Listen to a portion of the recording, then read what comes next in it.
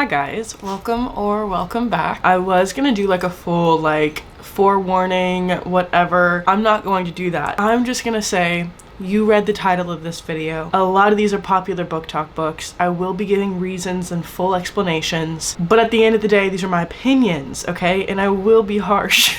I am not going to sugarcoat anything because what's the point? You know what I mean? I'm a hater. I am first and foremost a hater, and then I'm a lover. You know what I mean? I do love. I love reading, I love books, I love people, but I'm always a hater first. We're gonna talk about all of the flops that I read in 2024. So these were books that I was either super excited about reading, and then once I read them, I was either so underwhelmed, it was kind of concerning, or I like borderline hated these books and I never wish to look at them again. Some of them I've already gotten rid of, so like I don't own them physically anymore, and some of them I'm in the process of getting rid of. Anyways, let's just get right into it. Okay, the first ones we're gonna start with, I feel bad, but I just want to get these out of the way. It's Flock and Exodus by Kate Stewart, okay?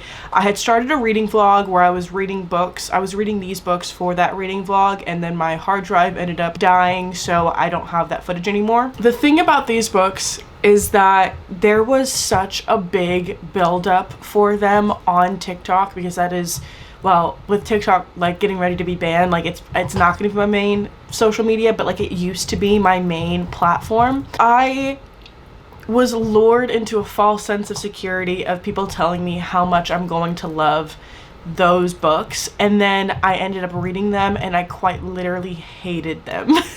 Now here's why, okay? I am not a huge spice reader. I don't read books for the spice. I don't, like, it's not something that I actively seek out in books. If it happens to be in the book that I'm reading, then okay, but like it's not something that I actively look for, right? Those two books, and I only got through the first two. I was originally planning on DNFing Exodus, but then I ended up powering through, and I'm upset that I powered through those two books, or through Exodus. There was just so, and there was also, like, I think another thing was there were so many people telling me that I was going to love it. I just needed to give it a chance. I needed to get far enough into. Listen, I've heard it was originally a duet, and so you don't have to read the third book. I've heard you have to read the third book to understand the first two because you get so much more context in the third one. There is just so much back and forth on how many books you have to read in order to fully enjoy all of them that it just pissed me off. Like, don't piss me off right now. Like, these books are bad. I'm sorry. I fully understand having a series where like you need to get to the end in order for them all to make sense, but where it became an issue for me was each book felt like there was no storyline. So like I'm used to reading fantasy series or even a romance series, but where they're like building off of, they're a consecutive series, they're not an interconnected standalone series. And whenever you have like a consecutive follow-up series, there's always a mini story arc in each book. There's always something that the characters are trying to get to in each step or each book, right? It really just felt like for Flocks and Exodus, like there was no point.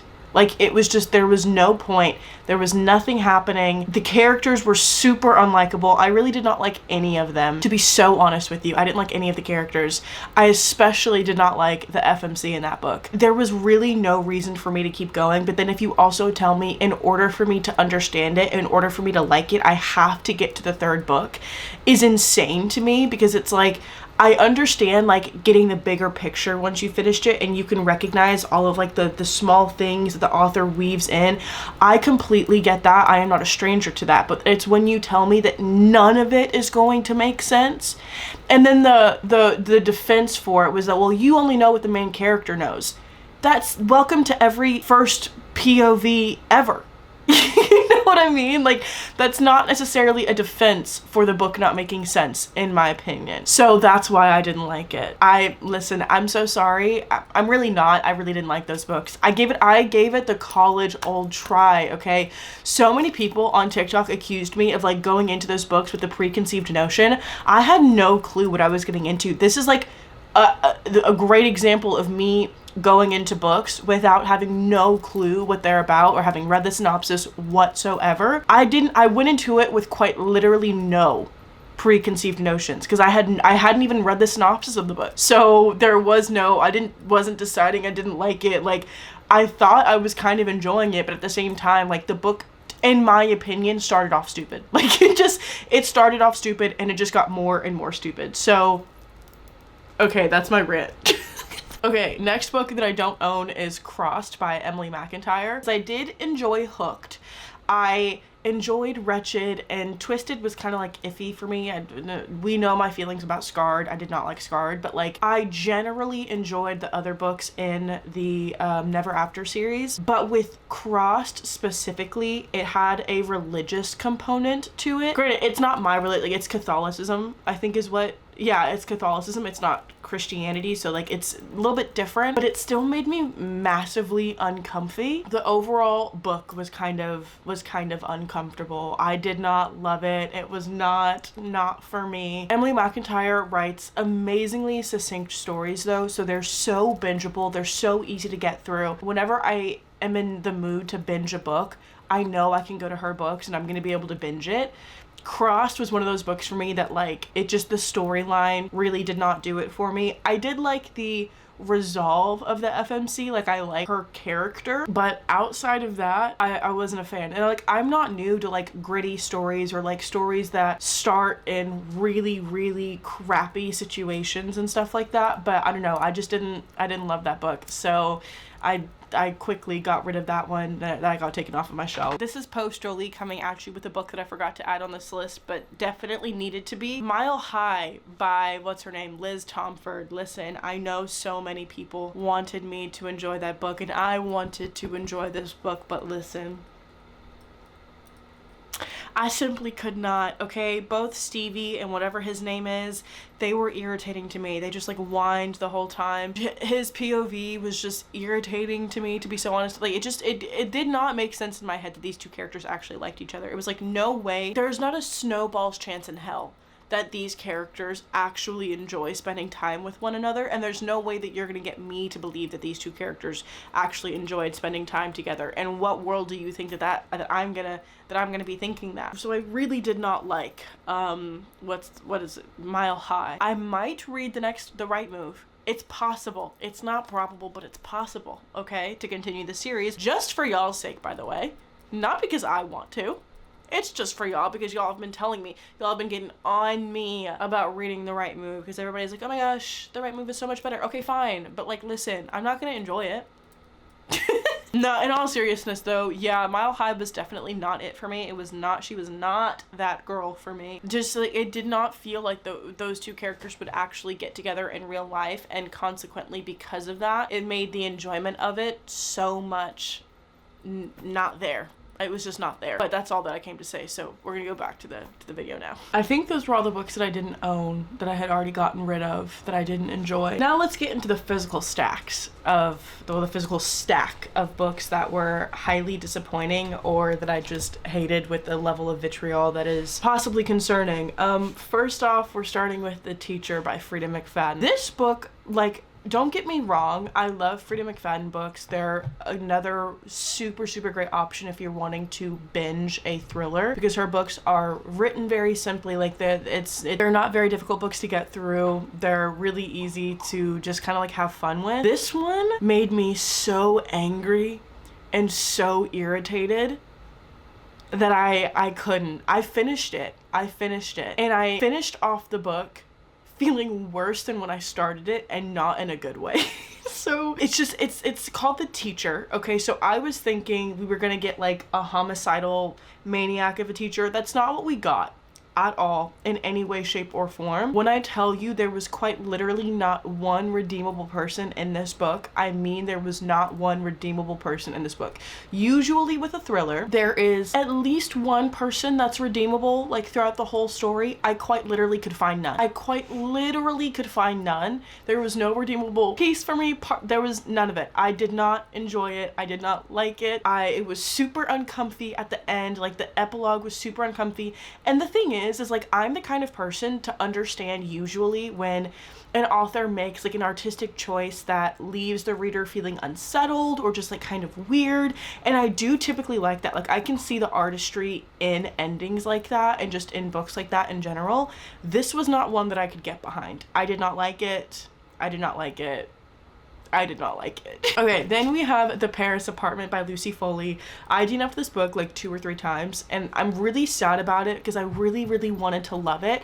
I think I might end up going back to it because I remember annotating a little bit of this book because I liked the writing. I really liked Lucy Foley's writing style. I just did not enjoy this book, and it was kind of, it wasn't weird, but it was just, it was set up in a way that like just had me stopped caring about it. I don't know. I think what I'll do is I think I'm gonna get the audiobook for it because I had previously only tried to read it physically and see if that helps.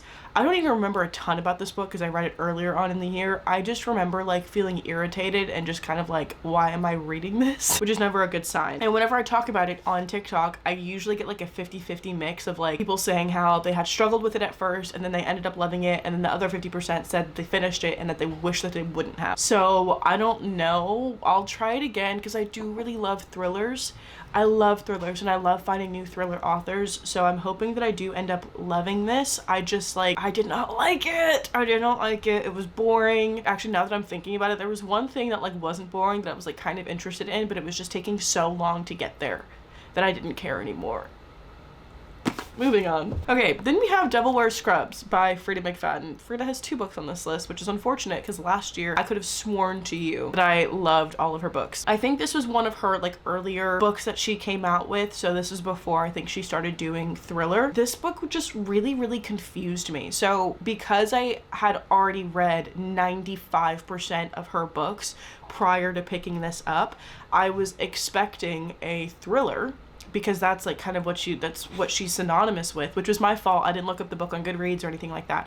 I just bought it thinking that it was going to be a thriller. So then by the time I got to the end of this book and nothing thrilling had happened, I was genuinely so confused, and it just left me like scratching my head because like there really was no plot in this book whatsoever. I was just like, I kept thinking that we were building up to a plot because the book isn't that long, and then as we just started going by and there was nothing happening and we were getting closer to the end, I was like, what is like the big plot twist here? Like, I don't understand.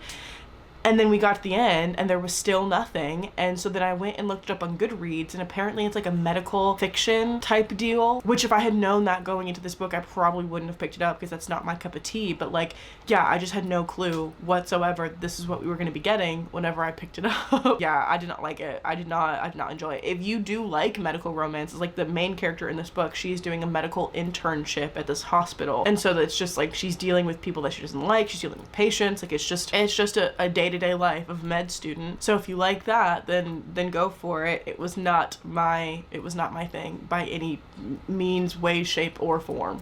Then we have The Christmas Tree Farm by Lori, or I always want to call her Lorelai, by Lori Gilmore. And I feel bad about this one yet again because I really, really wanted to like this book. I enjoyed Pumpkin Spice Cafe because that, like, the vibe of that book was perfect. I loved the characters. Like, it was just such a cutesy, fun little read.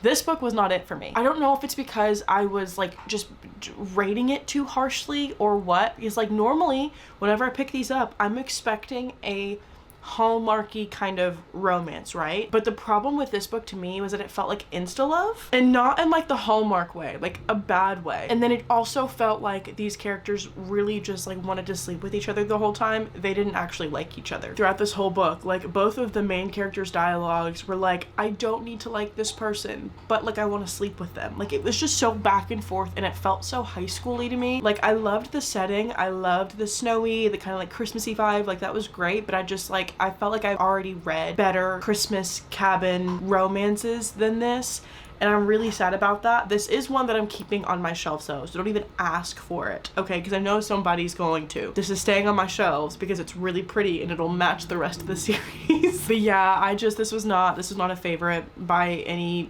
means. And then I'm waiting to read The Cinnamon Bun Bookstore because apparently that takes place during the summer. I don't know why. Like I thought she would go like in order of season, but I guess she did. Anyways. Then we have Deal with the Elf King by, what's her name? Elise Kova. I started this book earlier on in the year, and the writing to me was just honestly not good. The writing was not good. I could not get into it. I didn't want to get into it. I didn't want to push myself to continue reading it. And no, this writing was just not it. Like I'm sure the book was good, maybe possibly, but I could not stand the writing enough to continue reading it, so I didn't. I think I got like 50 pages into it before I said, put the brakes on that one, Big Chief. We're going on to something else. So yeah. Then we have Assistant to the Villain by Hannah Nicole Mayer. I was really hoping that I would love this book. And listen, I might go back and try to read the physical version of this book. Listened to the audiobook, and in my opinion, the audiobook was terrible. Listen, I'm an audiobook girly till the day that I die. Okay? If you know me, you know that I love audiobooks. This audiobook in particular, was terrible. I did not like what's her name? The narrator. She just had such like a shrill voice, in my opinion, in this audiobook. I don't know if that's how she normally talks or whatever, but like, I did not like the narrator. The story itself was kind of like iffy. I think maybe because I was just listening to the audiobook that I just was kind of like half in, half out. Like, I didn't really care about it. So maybe I might possibly go back and try to physically read it and see if that helps. And if it doesn't, then we're just gonna slide right on past it. I do feel kind of bad because, like I said, I really wanted to enjoy it. I got 2 copies of this book actually sent to me with the sprayed edges, and I love both people that sent them to me. So for their sake, like, I really wanted to love this book. For their sake, I will be giving this book another try, possibly. But as it is now, yeah, this book was not it. Then we have The Housemaid is Watching by Freida McFadden. Listen, this one was kind of like a cheeky one that I threw into this list because I didn't even read it. Okay. I enjoyed The Housemaid. I really liked it. That was like the first book. I've talked about this before, but like The Housemaid in particular was the first book that I had stayed up until like 3 a.m. reading in a long time. Like, I hadn't done that since I was like 15 years old. So I gave The Housemaid its points for that. That was my introduction into Freida McFadden. I really enjoyed it. It was really good. The Housemaid's Secret, I think, is the second one. I did not like that one nearly as much. It really felt like it didn't need to happen. Then I got to this book and I really simply just don't care about it. I simply just don't care about it. I was more disappointed in the fact that she put out another book in this series. I honestly was. And then to find out that she also came out with a little novella about the housemaid. Millie does not need that many books. What is Millie getting up to? No, I know what Millie is getting up to. She's sticking her nose into places that it does not belong. It's stupid. A Novel Love Story by Ashley Poston. This one was such a letdown, and I'm really sad. Whenever this book came out, everybody was posting like quotes, and they were posting their cute little pictures with this book, and like, it was just like, it was the thing to read this past summer, right? And like, it's so cute. It has to do with books, which, like, any book that has to do with books is a great book in my opinion. This being the only exception, because I could not care less about it. I love Ashley Poston's writing style. I read 7 Year Slip. 7 Year Slip made it into my top favorite reads of 2024 video. I just did not like this one because the characters felt so flat for me. They felt so flat, very irritating. I really didn't care about them. And then on top of that, just the overall storyline in general, I didn't care about. I will say I'll give this book its points because it felt very cozy.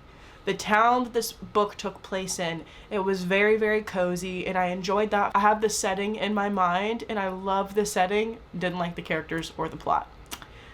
So sorry about that one. This one's not the book's fault, okay? I'm just gonna throw that one out there. I put this on this list because I'm talking about all the books I DNF'd and all the books that I didn't like this year, okay? This book is about 2 singers, okay, at like a singing camp. I didn't even get that. I literally DNF'd it within like the first 2 or 3 chapters. I simply, if you know me, I don't like singing in books. I can't stand it. Then I start this book, not even like, here's my problem, right? I don't look that in depth to covers, nor do I look that in depth into titles. So I'll just like hear of a book, I'll see a book, and if I've seen it a lot, like around TikTok or like people talking about it, I don't pay like too much attention to it. I'll pick it up. I did that and immediately set it back down. Not the book's fault. Not the book's fault. Okay, so this one was on me, pimp. This one was on me, big dog. But like, at the same time, why are y'all singing that much? Yeah, it also just wasn't funny. Okay. another one that I do kind of feel bad about, Seven Husbands of Evelyn Hugo by Taylor Jenkins Reid. I do think I enjoy Taylor Jenkins Reid's books. I read Malibu Rising and I loved it. You will not catch me reading Carrie Soto Was Back. I have PTSD from tennis. I'm not reading that book. This one, however, I DNF'd around like the 35-40% mark because I just didn't care about it. Like I really didn't care, and Evelyn was not a likable character to me. So I'm really sorry. I know that a lot of people love this book. Nothing against the book. It's not for me. The thing is like Taylor Jenkins Reid has a really interesting voice. She has a really interesting way that she tells stories, and I really love the old Hollywood vibe. I love that. Like, I love that. And I think that's probably why I lasted so long in this book, like the 35-40% mark, was because I do love that old Hollywood feel. Not this one though. Not this one. I'm so sorry. Next is Christina Lauren's The Paradise Problem. I feel so bad that this book is on this list. I was so impassive and just like about it. Like, I really didn't care, which made me so sad because I was so excited for this book. Like, I was so excited to get into it. I talked about it in the reading vlog that I did with this one because I think this was a part of my like reading new releases reading vlog that I posted. I think the issue was that I read this one right after Bridesmaids for Hire. And my issue with Bridesmaids for Hire, well, I didn't have an issue with Bridesmaids for Hire. I loved that book. It was so good. This felt not necessarily like a copycat, but it was so similar that I felt like I was reading the same book back to back. I didn't love it. I didn't like it. The characters didn't feel as vivid to me as Bridesmaids for Hire. And I think that's probably part of the problem, is that like, because I read them back to back, I was just constantly comparing the two. Whenever it comes to writing style, I love Megan Quinn's writing style because her characters are just funnier. They're witty. Like, I love her book. Christina Lauren's books usually are a little bit more of an emotional read for me. Like, Love in Other Words was so freaking good. I do love their books. This one was just not it for me though. Oh, we have this is a fun little one we're gonna talk about. Leather and Lark by Bryn Weaver. I was so upset that I did not like this book because I loved Butcher and Blackbird. I loved Butcher and Blackbird. That was a 5-star read for me, or like very close to it. I did not like this book, okay? It felt entirely too long for what happened in this book. I loved the characters, but I thought they were boring at the same time, and the overall like storyline plot I really didn't care about, to be so honest with you. I didn't like it. It had moments where I really enjoyed it, but then like for 90% of the book I did not. And then the epilogue absolutely ruined this book for me. It ruined Lachlan's character for me. Like, I don't know, the epilogue was so, I feel like it was so disconnected from the rest of the book. I don't know, I did not like it. I did not like it. I possibly will read Scythe and Sorrow, whatever it's called, Scythe and Sorrow, I don't know. I might read it. It's not looking good though. Then we have The Writing Retreat by Julia Bartz. I did talk about this in my reading wrap up for whatever month that I read this in. This was the quickest DNF of the year. I think I DNF'd this like 4 chapters in. The reason why I DNF'd this book was because the characters already I did not like. I did not like a single character in this book. I really didn't care about how it was being set up. Like, it didn't grab my attention. And then on top of that, everybody that I know and trust and who has like kind of the same reading tastes as I do, they all read it and said that they didn't like it. So I felt no shame in DNFing it and putting it down. So that's why I did not like it, or that's why I did not end up finishing it. And that what really sucked about it too is that the storyline, or like the synopsis of it, because I had heard a little bit about what was going on in the book, it seemed really interesting to me. And I love a book, one, set in like a snowy kind of like secluded place. And then I love books that talk about writers, and those two were like my favorite things. I was so looking forward to it, and then it wasn't great. And then last but certainly not least, we have The Coven by Harper L. Woods. I was really excited for this one because I read it in October. I tried to read it in October. I ended up DNFing it like halfway through. It just gave me a real bad vibe. Like, it just like, I don't know, there was something about it that felt icky to me, and the vibes were very much off. You could call it like spiritual guidance or whatever, but like it just did not feel right. So I put this book down. The book is pretty, I will give it that, but like I didn't care. Yeah, I think the biggest like lesson to learn here is like just listen to yourself, be intuitive, you know what I mean? Like if you don't like a book or it feels gross or you know you're not enjoying yourself, go find another book, babes. It doesn't need to be that serious. You don't have to sit there and finish it, okay? And I feel like I'm talking to some of y'all out there. I feel like some of y'all force yourself to read books that you don't like because your brain won't let you stop. Listen, babe, I promise you putting it down and never looking at it again is going to be one of the most freeing things that you can do for yourself. It was for me. I promise you it will be for you too. Anyways, those were all the books that I absolutely did not like this year. Hopefully I don't have any more for the rest of this year, because then I'm not going to make another one of these videos until next year, so it'll have to be included in next year's video. I want to know what was y'all's least favorite book. Like what was your most hated book of the year, because I'm interested to see and like what everybody hated this year. That's gonna be it. If you guys want to find my face on any other place on the internet, I love how now the sun's coming out. Okay, cool. If you guys want to find my face on any other place on the internet, as always, check the links in the description. I'll have all of them there for you. Other than that, I will see you for tomorrow's Bookmas. I love y'all and I'll see you later. Bye bye.